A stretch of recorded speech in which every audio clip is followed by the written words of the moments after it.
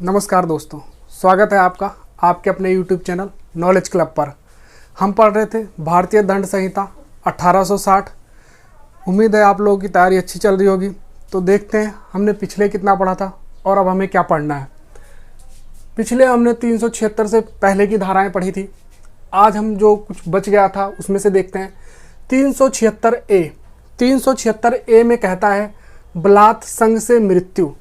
अगर बलात् संग से मृत्यु हो जाए तो वो अपराध की दृष्टि में तो है ही है, और उसके लिए आजीवन कारावास और 20 वर्ष की सजा है। 376A के तहत बलात् संग से मृत्यु। अगला है 376AB, धारा 376AB। 12 वर्ष की स्त्री के साथ बलात् संग, 12 वर्ष की स्त्री के साथ बलात् संग, इस ये भी एक अपराध माना जाता है 376AB के तहत। तो 376B अगला देखते हैं, पति या पत्नी पृथक्करण। कहने का मतलब है पति या पत्नी पहले शादीशुदा थे, अब वो किसी कारणवश उनके बीच में नहीं बनती और वो अलग रह रहे हैं, और इस बीच में अलग रहने के दौरान अगर पति जबरदस्ती संबंध बनाने की कोशिश करता है पत्नी के साथ तो वो भी बलात् संग की श्रेणी में आता है, और इसके लिए 2 से 7 वर्ष की सजा मुकर्रर की गई है। अगला है 376D, सामूहिक बलात् संग। एक से अधिक व्यक्ति अगर बलात् संग करते हैं तो उसे सामूहिक बलात् संग कहते हैं, और उसमें आजीवन कारावास की सजा होती है। अगला है 377, प्रकृति विरुद्ध अपराध, प्रकृति विरुद्ध बलात् संग। अब प्रकृति विरुद्ध बलात् संग भी एक अपराध है। प्रकृति के मतलब जो नेचर ने डिसाइड किया उससे परे जाकर संबंध बनाना, उसमें किसकी सजा है? आजीवन कारावास की। जैसे कि कहा गया है पशु के साथ संबंध बनाना,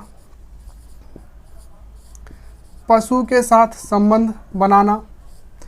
दूसरा है पुरुष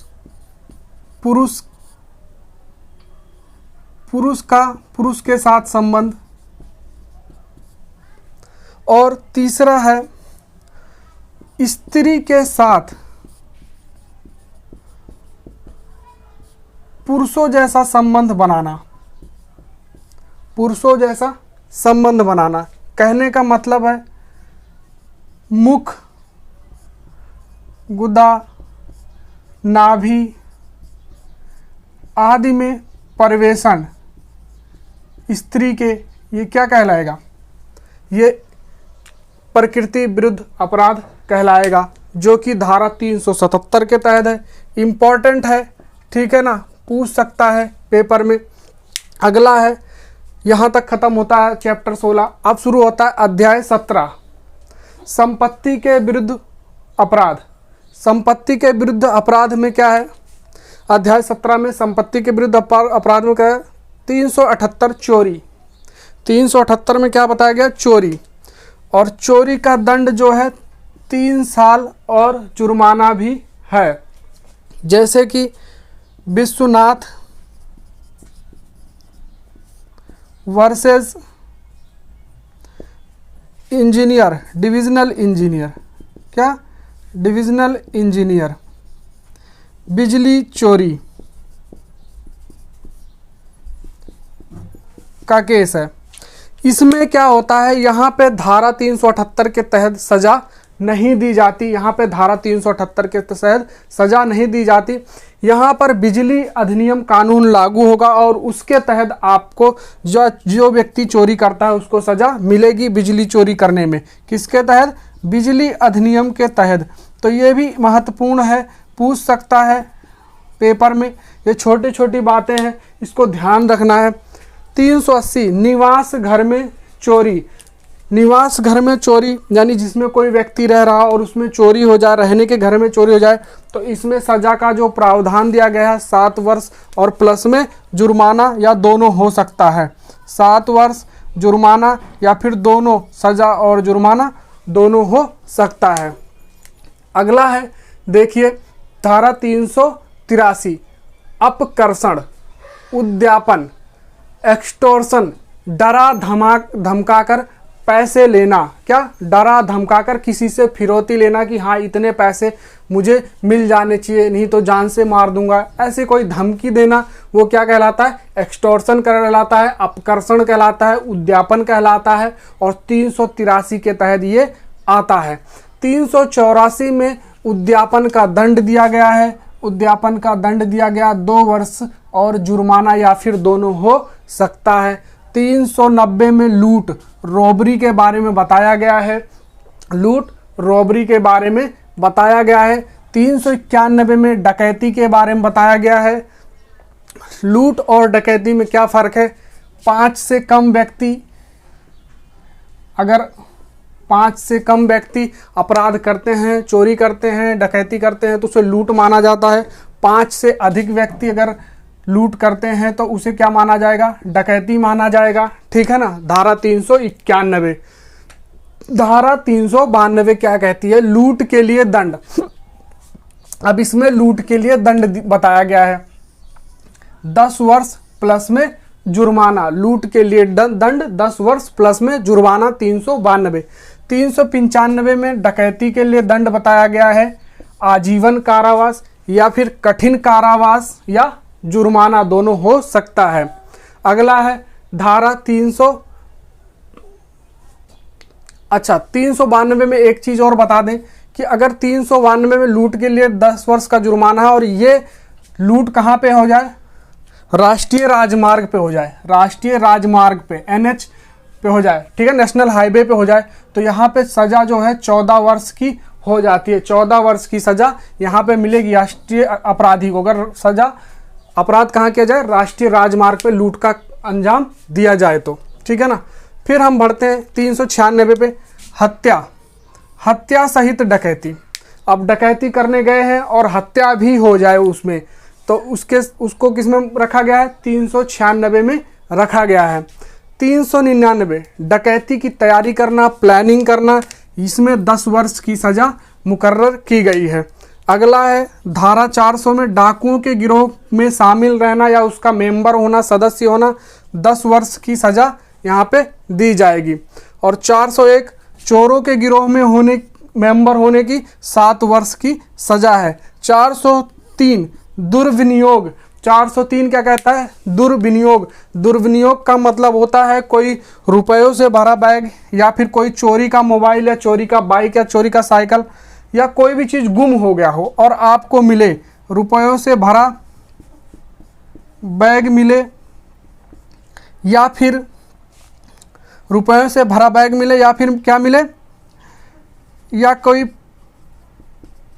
पड़ा हुआ मोबाइल मिल जाए, ठीक है ना, और आप उसका इस्तेमाल कर ले और अगले व्यक्ति ने जिसका वो सामान है उसने कंप्लेन लिखवा रखी है, कहाँ पे? FIR करवा रखा थाने में, और आप उसका इस्तेमाल कर रहे हैं, आपको मिल जाता है, आप उसको रिटर्न नहीं करते थाने में, तो क्या माना जाएगा? वो दुर्विनियोग माना जाएगा, अपराध माना जाएगा और आपको पकड़ा जाएगा। तो आपका कर्तव्य ये बनता है कि उस चीज़ को ले जाकर थाने में जमा करवा दीजिए, वो उसके साथ क्या करते हैं वो जाने, लेकिन आपको इसमें अपराधी होने का सज़ा मिल सकती है। तो ये इम्पॉर्टेंट है। आजकल ऐसा होता है किसी को मोबाइल मिल गया, फ़ोन मिल गया, रख लेता है घर पे, तो ये क्या है? एक इम्पॉर्टेंट पॉइंट है दुर्विनियोग। ठीक है ना। अगला है 405 आपराधिक न्यास भंग, भरोसे को तोड़ना। आपराधिक न्यास भंग क्या है? भरोसे को तोड़ना। भरोसे को कैसे तोड़ देता है? जैसे कोई सिक्योरिटी गार्ड है, आपने उसको सुरक्षा के लिए रखा है, सेफ्टी के लिए, अपने मकान की सेफ्टी के लिए रखा है, और वही व्यक्ति चोरी कर लेता है, ठीक है ना, वही व्यक्ति चोरी कर ले या बैंक वाला ही पैसे लेके भाग जाए, ठीक है ना, तो ये क्या हो जाएगा? आपराधिक न्यास भंग, यानी क्रिमिनल भरोसे को तोड़ना, trust, criminal breach of trust, ठीक है ना, भरोसे को तोड़ना कहते हैं। 406 में जो है इसकी सज़ा बताई गई है, किसमें? आपराधिक न्यास भंग की सज़ा किसमें बताई गई? 406 में। इसमें 3 वर्ष की सज़ा या जुर्माना या फिर दोनों हो सकते हैं। 415 में बताया गया है छल। छल किया जाए, किस प्रकार का छल किया जाए? धन के लिए छल करना। किसके लिए? धन के लिए छल करना। पैसों के लिए छल करना, ठीक है ना। आपको कॉटन का कपड़ा बताकर और किसी और क्वालिटी का कपड़ा बेच दिया जाए, इसका मतलब क्या है, दुकानदार ने आपके साथ छल किया है। या फिर क्या कहा जाए कि किसी अच्छे पेंटर का नाम बताकर आपको कोई नकली पेंटिंग बेच दी जाए, और वो क्या है, आपके साथ छल है। और क्या हो सकता है छल की श्रेणी में, गलत नाप जोख करना। आप बोलो 1 किलो दे दो, हाँ भाई 1 किलो दूंगा, उसका बाट खराब हुआ 900 ग्राम ही आपको तोल के दे दिए, तो वो आपके साथ क्या है, छल कर रहा है और आपको पता भी ना चले, ठीक है ना। अगला देखिए क्या है, प्रतिरूपण द्वारा छल। 416 क्या है, प्रतिरूपण द्वारा छल। प्रतिरूपण मतलब रूप बदल कर छल करना। जैसे मैं आया और आई कार्ड निकाला स्पेशल 26 की तरह, मैं CBI से आपको अरेस्ट करता हूँ, या आप अपने पास ब्लैक मनी रखते हैं उसको निकालिए, ठीक है ना। तो क्या हुआ, ये छल है। कैसा, रूप बदल के छल करना, गलत तरीके से छल करना। और 417 में जो है छल का दंड दिया गया है 1 वर्ष का, ठीक है ना। छल का दंड क्या है, 1 वर्ष का छल का दंड दिया गया है 417 में। 419 में क्या है, प्रतिरूपण छल का दंड, वो ऊपर वाले प्रतिरूपण 416 वाले का 3 वर्ष प्लस में जुर्माना है। 420 में छल का गंभीर रूप, ठीक है ना।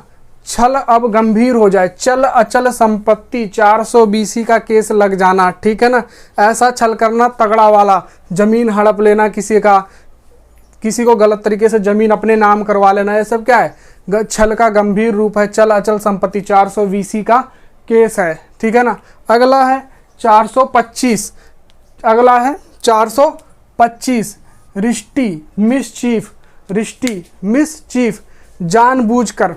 जैसे जानबूझकर खेत में क्या है, पशु घुसा देना और वो सारा कुछ खा जाए, ठीक है ना। और क्या हो सकता है, कोई सूखा पराली रखा या खेत से गेहूं धान काट कर रखा है और आप जा रहे हैं, जानबूझकर बीड़ी फेंक दे, या सूखा खेत खड़ी फसल हो उसके किनारे बीड़ी फूंक कर फेंक दे लापरवाही में जानबूझकर, और उसमें आग पकड़ ले, जिससे क्या खेती जो है नष्ट हो जाए। ये सब क्या 425 रिष्टी का केस है। किसका है, 425 रिष्टी मिसचीफ का केस माना जाएगा। 426 रिष्टी का दंड है 3 महीने और जुर्माना। 3 महीने और जुर्माना या फिर दोनों हो सकते हैं। आपराधिक अतिचार, दूसरे की संपत्ति पर प्रवेश करना क्या है, 441 धारा 441 आपराधिक अतिचार, दूसरे की संपत्ति पर प्रवेश माना गया है। 442 क्या कहता है, गृह अतिचार, बलपूर्वक बिना उसकी परमिशन के लड़ झगड़ कर किसी की संपत्ति पे, किसी के घर में एंट्री कर जाना, वो क्या है, बलपूर्वक अतिचार है। गृह अतिचार है, बलपूर्वक अतिचार है, लड़ झगड़ कर उसके घर में जबरदस्ती घुस जाना। 445 है गृह भेदन। 445 क्या है, गृह भेदन, अवैध तरीके से घर में घुसना, ठीक है ना। छत से घर में घुस जाना, कूदकर सीढ़ी लगा के घुस जाना, कुंडी खोल के जबरदस्ती अवैध तरीके से उसके मना करने के बावजूद भी उसमें घर में प्रवेश करना। 445 क्या होता है, गृह भेदन, अवैध तरीके से कहलाता है, अपराध की श्रेणी में आता है। 446 यहाँ पे है, रात्रि में इसी तरीके से अगर घर में किसी के घुसेंगे तो इसी सेम तरीके से, तो वो धारा 446 में आता है, रात्रि के समय में, ठीक है ना, गृह भेदन करना। 448 गृह अतिचार का दंड। गृह अतिचार का दंड मतलब 1 वर्ष प्लस में जुर्माना। गृह अतिचार का दंड, घरेलू अतिचार का करते हैं, ठीक है ना, उसका दंड है 1 वर्ष और जुर्माना, जो अभी ऊपर पड़े हैं। 461 पात्र को बेईमानी से तोड़ना। कोई बर्तन है, कोई पात्र है, एंटीक है और इम्पोर्टेंट है बहुत ज़्यादा, और उसको आप तोड़ देते हैं तो उसमें 2 वर्ष की सज़ा और जुर्माना मुकर्रर किया गया है। अगला है 462 अभिरक्षक द्वारा तोड़ना, 3 वर्ष का जुर्माना। 462 क्या है, अभिरक्षक द्वारा तोड़ना। अब उस पात्र का जिसको रखवाली दी गई है, जिम्मेदारी दी गई है, वही वो बर्तन तोड़ दे तो उसको 3 वर्ष की सजा या फिर जुर्माना है। अध्याय 18 है दस्तावेज और संपत्ति चिन्ह। 18 क्या है, दस्तावेज और संपत्ति चिन्ह। 463 से लेकर 489 तक दिया गया है दस्तावेज और संपत्ति चिन्ह के बारे में। 463 क्या कहता है? कूट रचना, संपत्ति की बनावट, कूट रचना में कोई बदलाव करना, छेड़छाड़ करना क्या है?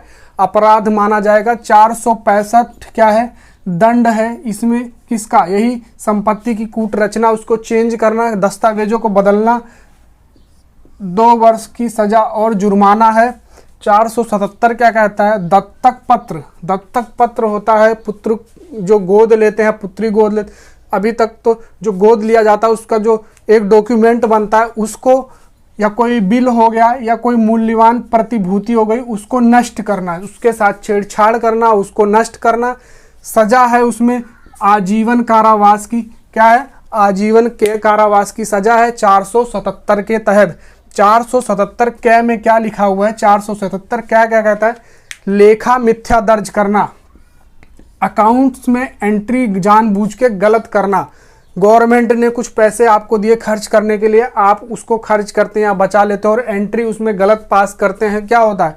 7 वर्ष की सजा और जुर्माना है 477 के में। लेखा मिथ्या दर्ज करना। 481 में क्या कहता है? मिथ्या संपत्ति चिन्ह का प्रयोग, ऐसी गलत चिन्ह का, संपत्ति चिन्ह का प्रयोग करना जो कि किसी कानूनी रूप से वैलिड ना हो, लॉ में बताया ना गया हो, विधि में ना कहा गया हो, ऐसे संपत्ति चिन्ह का प्रयोग करोगे तो वो 481 के तहत दंड माना जाएगा। और उसकी सजा जो है 482 में दी गई है, 1 वर्ष की सजा है। 489 कै 489 कै में क्या कहता है? बैंक नोट, करेंसी का कूटकरण, बैंक नोट या फिर करेंसी का कूटकरण, बैंक नोट में बदलाव करोगे, छेड़छाड़ करोगे, उसके लिए आपको आजीवन कारावास की सजा दी जाएगी।